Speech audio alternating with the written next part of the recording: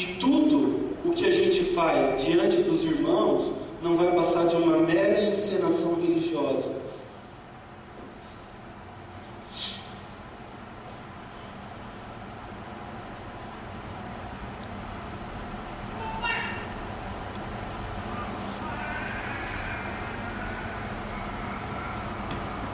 Quando, uma coisa bem simples da fé cristã, quando um dos fariseus, Jesus, aliás, perguntou uma vez para um dos fariseus: qual é o maior mandamento? E ele disse o mandamento judaico superior, que é Deuteronômio 6,4. Vamos abrir lá comigo?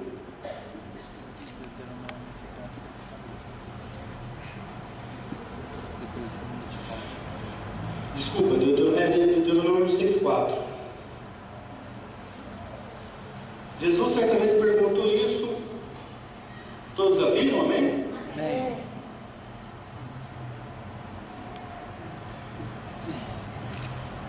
Jesus uma vez perguntou, e esse fariseu respondeu assim: ouve, ó Israel, o Senhor é o nosso Deus é um. Amarás, pois, o Senhor teu Deus com todo o teu coração, com toda a tua alma e com toda a tua força. Essas palavras que hoje te ordeno entrarão no teu coração, e tu os inculcarás aos teus filhos, e falarás assentado em tua casa e andando pelo caminho, ao deitar-te e a levantar-te.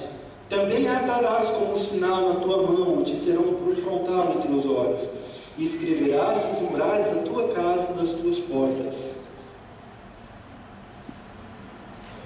Glória a Deus por esse versículo. Aleluia. Jesus respondeu: você não está longe do reino, você não está distante. O judeu, só uma curiosidade sobre esse versículo, o judeu até hoje, inclusive na minha casa tem também, ele tem costume de colocar nos umbrais da sua casa um instrumento que chama mezuzá. Dentro é uma caixinha pequenininha.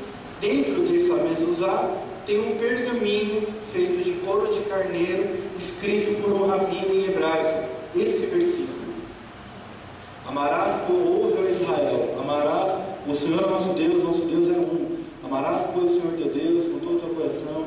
Por que eles têm isso? Todo judeu tem isso na porta da sua casa, porque está escrito aqui: escreverás nos umbrais da tua casa e nas tuas portas. Então, por tradição, todo judeu tem isso. Na época de Jesus, provavelmente Jesus tinha a sua casa também, porque isso é milenar.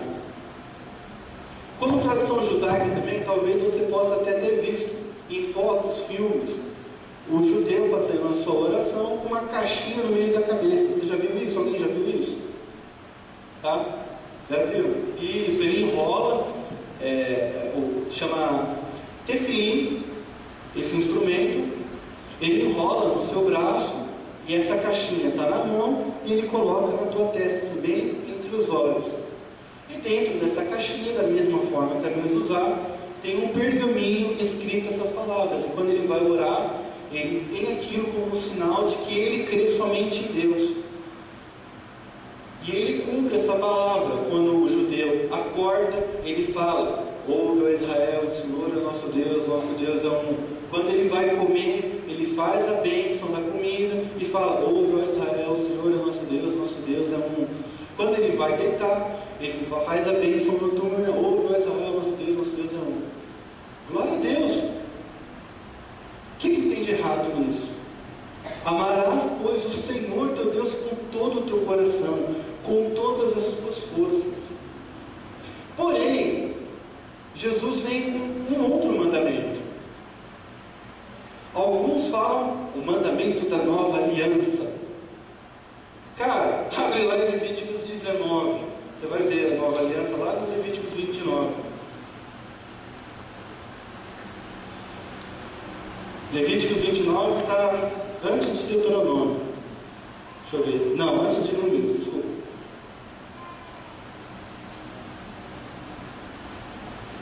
Abriu todo mundo? Só vai até o 27.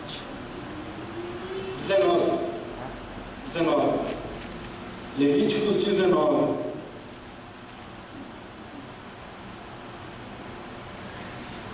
Olha o que diz no versículo 13 em diante. Não oprimirás o teu próximo, nem roubarás.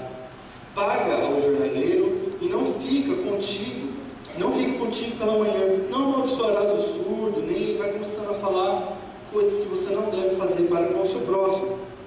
No versículo 18, não te vingarás, nem guardarás ira contra o teu povo. Mas, o que está escrito?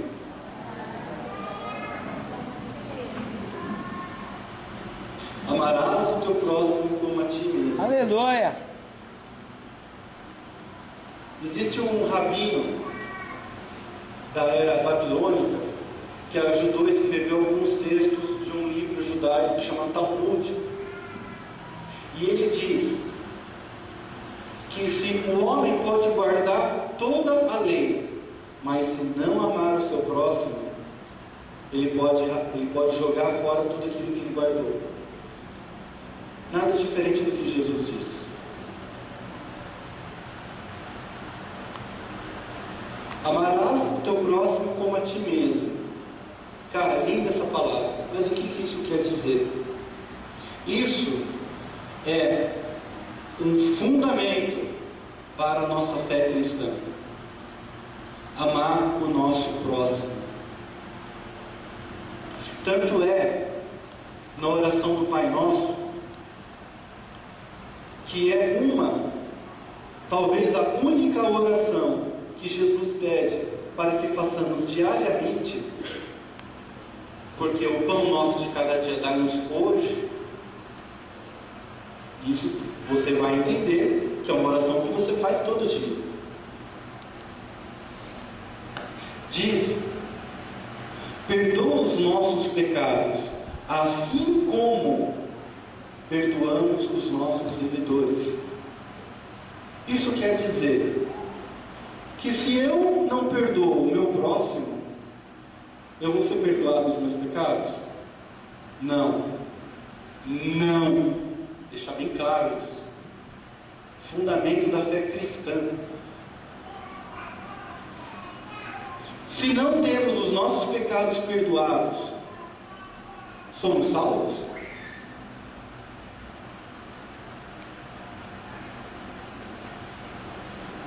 Difícil, né?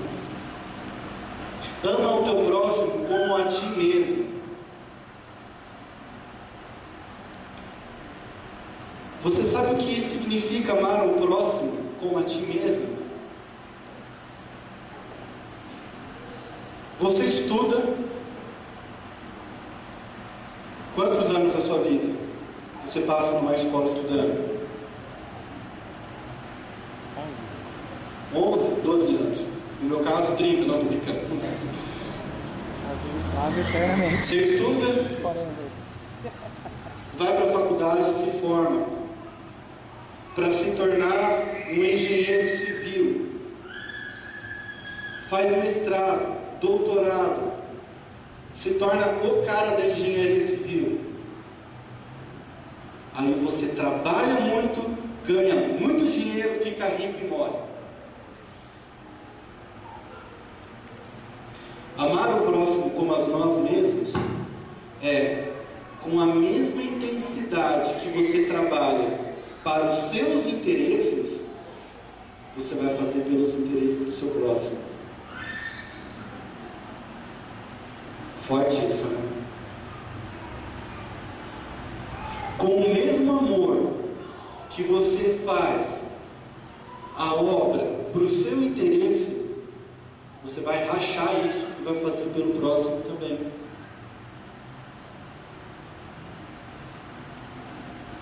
Agora, nós como igreja evangélica brasileira, estamos sendo canal de bênção para os irmãos nessa área, né? De fato, nós temos dividido aquilo que temos para os nossos irmãos que nós amamos, né?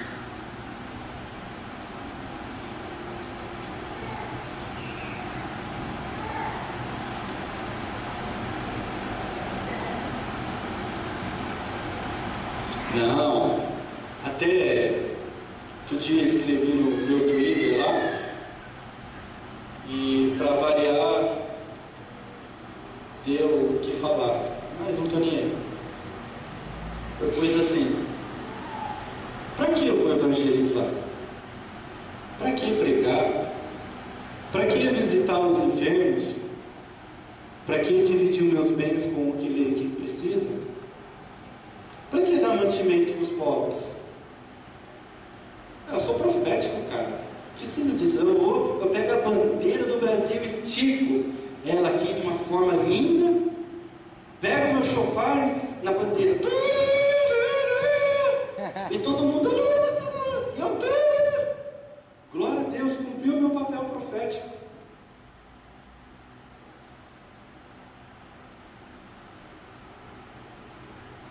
Eu sinto em dizer isso. Eu fiz muito isso. E me arrependo.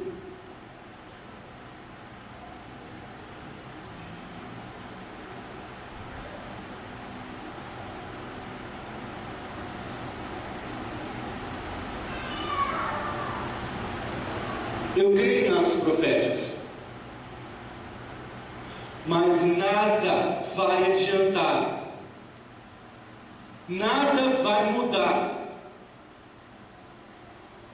se a gente não começar a olhar para os pequeninos que estão aí fora. Nada vai mudar. Eu posso ter um chofar de 3 metros de altura, cabelos longos, barba, manto, tudo aquilo que o marketing profético passa. Nada vai mudar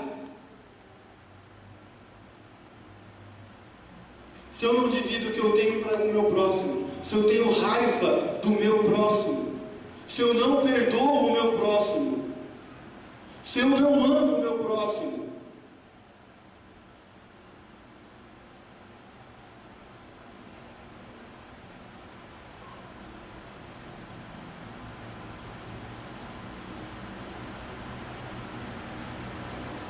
Até que horas eu tenho?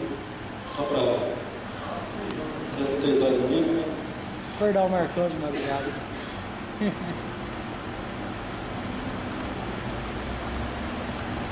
Vocês estão me entendendo? Eu não quero, desculpa, eu não quero jogar um balde de água fria. Talvez vocês estavam esperando outra coisa.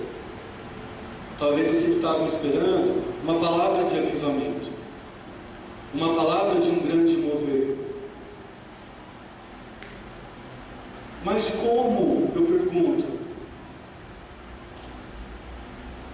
como vai vir o avivamento?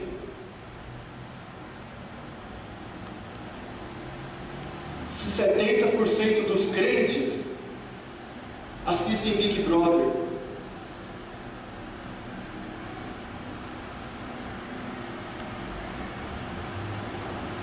Como vai vir avivamento?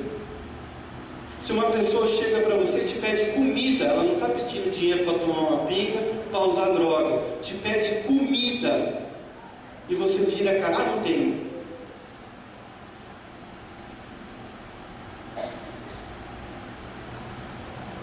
Há um ditado judaico que diz: ninguém é tão pobre que não tenha o que oferecer ao seu próximo.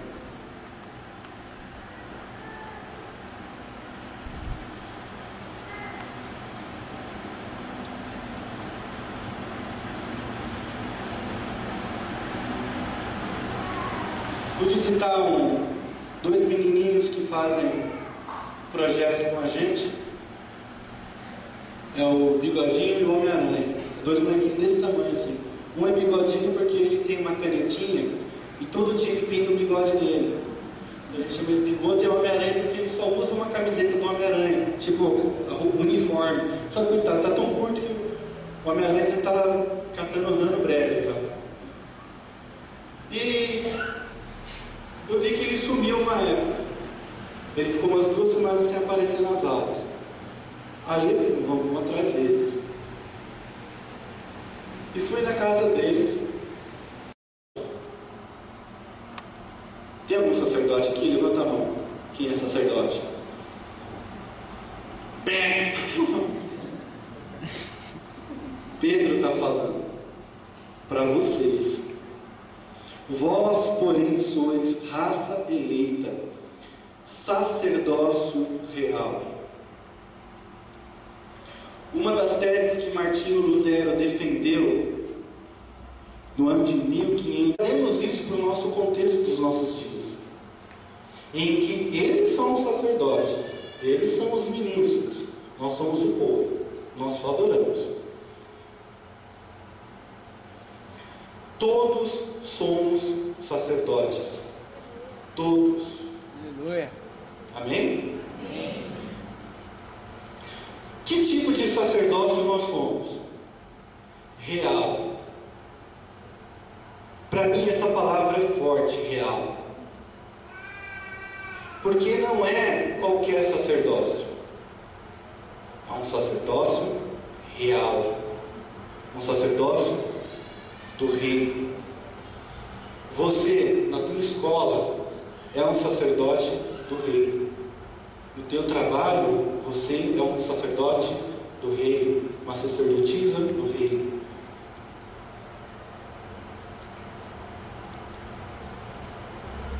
Fala mais, nação santa. Somos um povo santo. Santo, do hebraico, significa separado, consagrado, retirado do pecado. Deus é santo? Sim ou não? Sim. Deus tem comunhão com o pecado?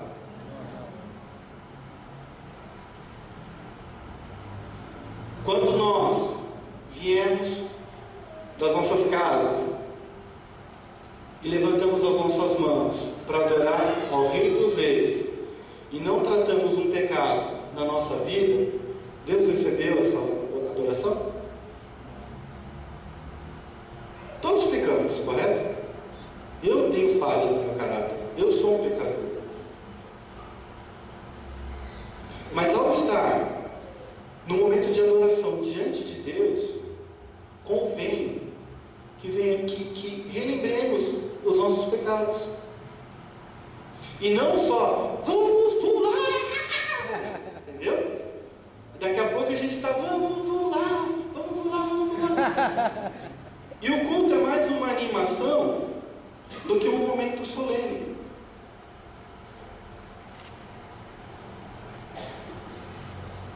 Sacerdócio real.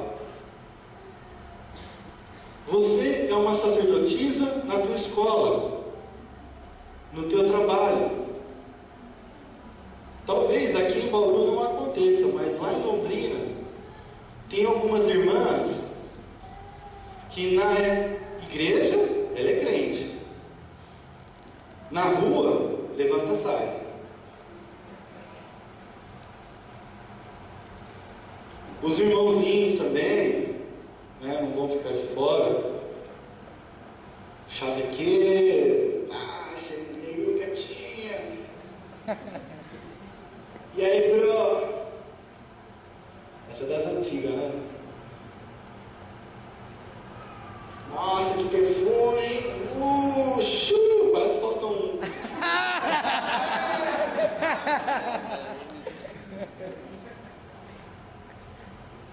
Queridos, você é um sacerdote. O seu sacerdócio é santo e real diante de Deus. Aleluia! Todos somos ministros de Deus em tempo integral. Não é porque eu sou separado para fazer só a obra. Tá vendo isso aqui, ó?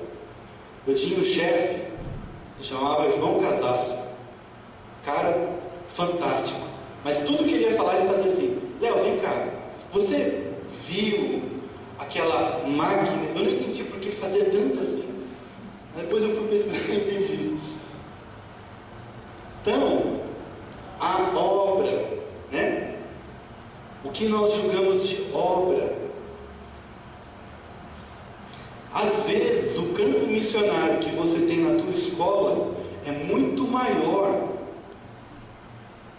do que aquele que é separado só para tocar e fica aqui tocando para crente.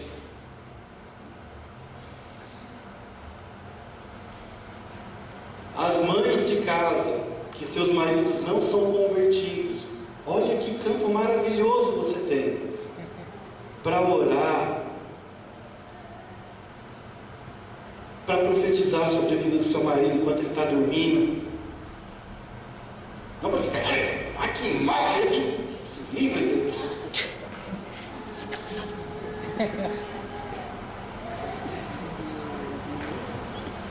Aos solteiros. Vou fingir que vou tirar uma foto.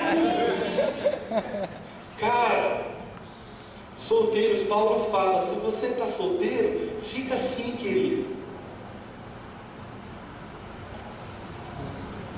Você não tem preocupação de pagar, você não tem preocupação com esposa, de ter que sustentar a família, de ter que pagar escola para filho. Você não tem preocupação de nada, de responsabilidade que um casado tem. Aproveite o seu tempo para a obra.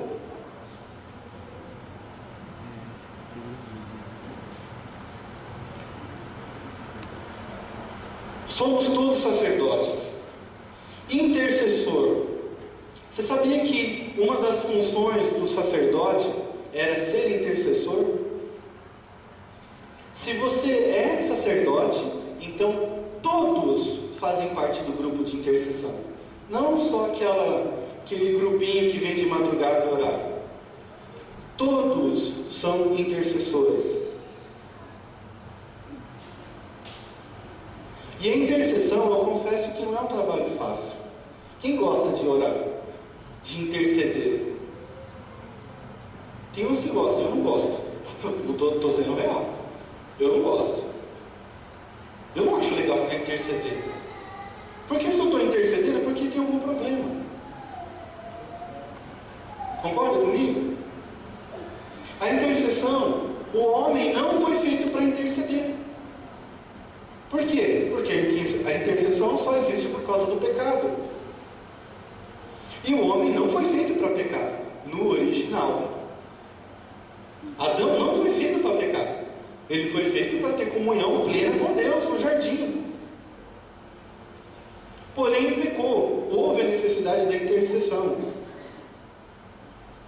O termo intercessão, no hebraico, muitas vezes também é entendido como sacrifício. E o primeiro sinal de intercessão que nós vemos é o tabernáculo de Moisés.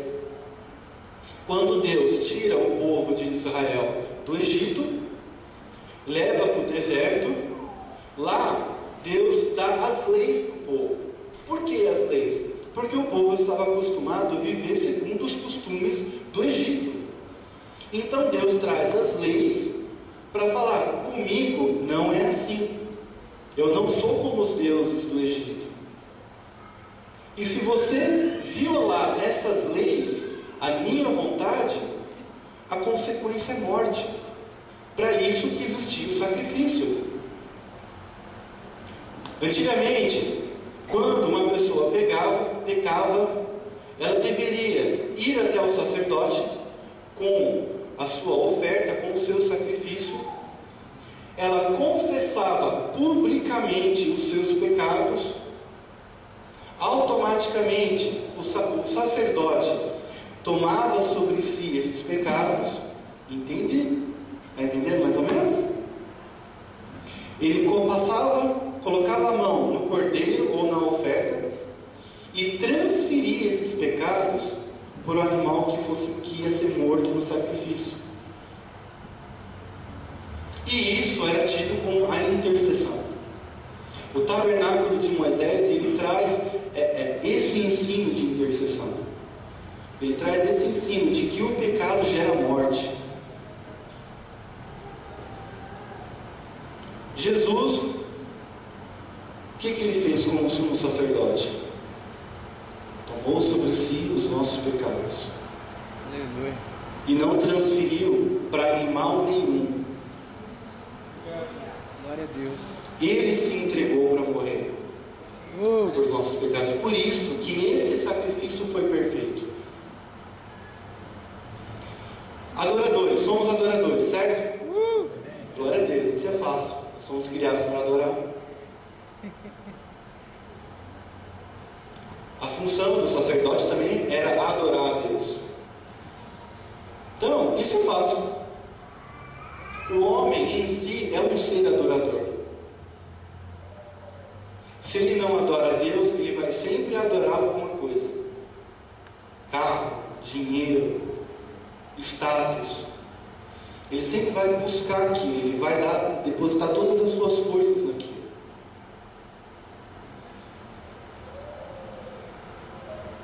Somos adoradores.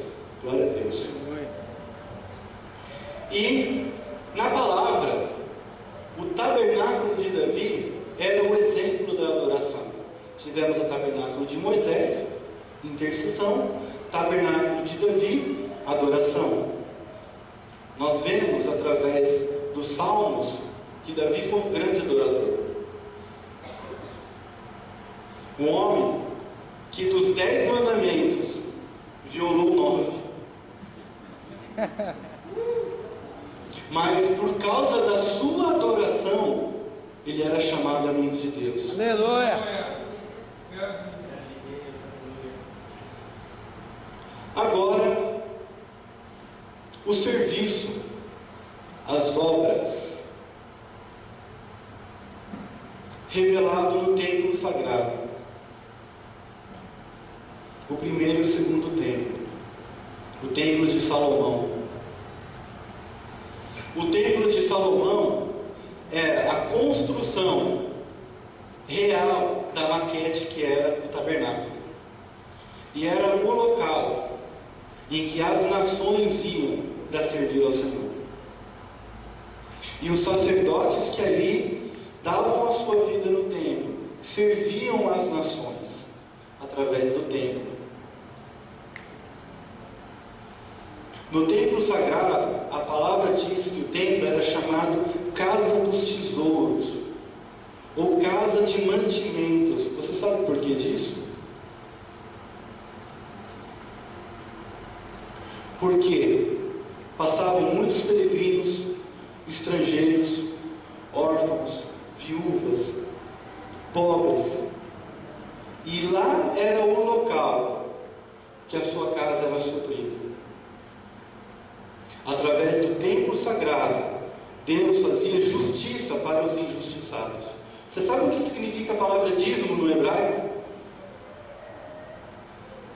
Dízimo no hebraico é sadaka, que significa justiça. Quando o povo antigo dava o dízimo à casa do tesouro para que houvesse mantimento, ele entendia que aquilo seria revertido como justiça para os injustiçados. Massa isso, né?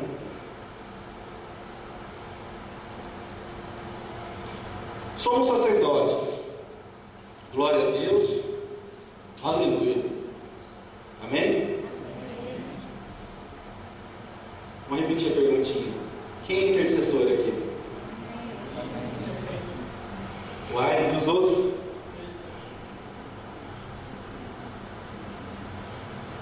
Quem é intercessor? Ô povo, cadê a explosão profética? Vamos lá! Quem é adorador? Intercessor?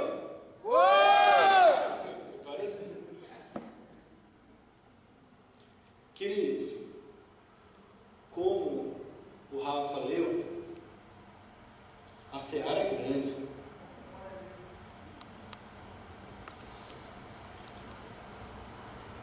O que eu falei sobre a realidade que eu fui chocado, mexeu com você?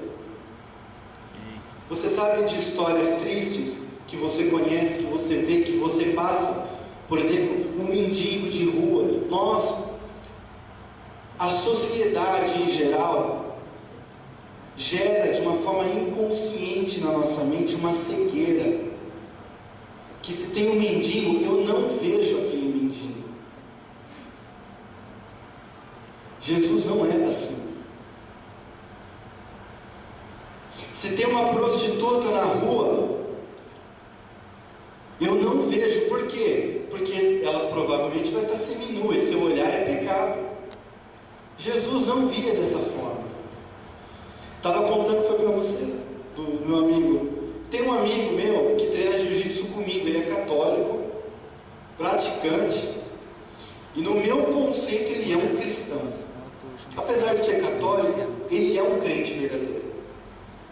E ele organiza na igreja católica experiência de oração, que nada mais é que uma forma de clamar, mover um avivamento no meio do catolicismo. Porque muitos lá recebem dons de línguas, muitos lá têm visões, tem experiências reais com Deus ali. E ele organiza essas experiências de oração. E ele convidou um rapaz para organizar com ele essa experiência de oração. Ele estava me contando isso ontem. Interessante. Ele falou, cara, chamei um rapaz lá para fazer uma experiência, organizar a experiência de oração comigo. Estou vindo da casa da minha sogra. Lá em Londrina tem uma avenida que chama Leste-Oeste, que é o local onde ficam as prostitutas e os travestis.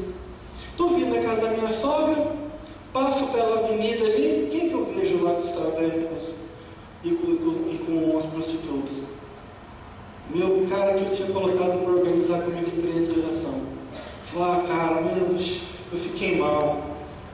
Cheguei no outro dia, lá da igreja, chamei ele, já fui falando um monte para ele, falando que ele está errado, que ele está em pecado, que ele precisa consertar a vida dele, porque não está certo o que ele está fazendo, que é pecado, que ele não pode se envolver com isso, não sei o que lá, que o cara é casado. E o cara falou, do que você está falando? Ué, ontem eu vi você lá na Leste-Oeste com as prostitutas. Eu vi. Ah, se você viu, então você deve entender por que tem aquelas 3 prostitutas sentadas ali na fileira, né? Aleluia! É. E às vezes nós somos condicionados a rejeitar esse povo. E depois, num culto lindo, a gente vem aqui de uma forma profética. Vem, prostituta. Olha como é que eu canto bem, né? Cara, isso é utopia. Cantar uma canção dessa, sem ir para as ruas evangelizar esse povo, é utopia.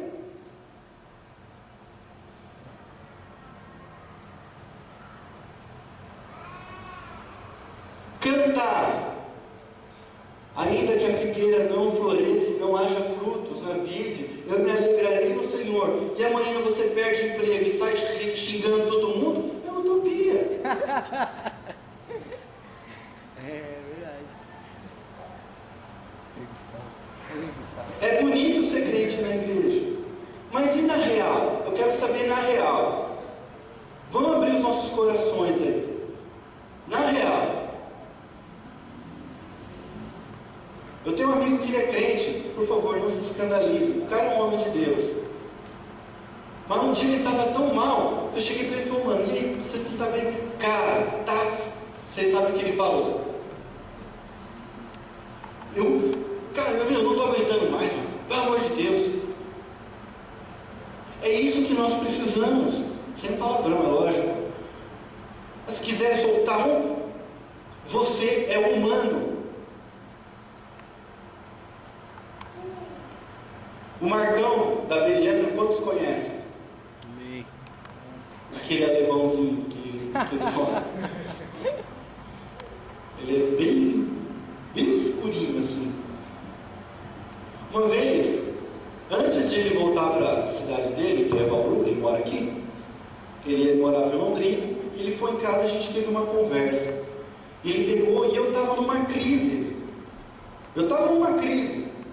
Por quê? Eu queria mais de Deus, queria e nada acontecia na minha vida.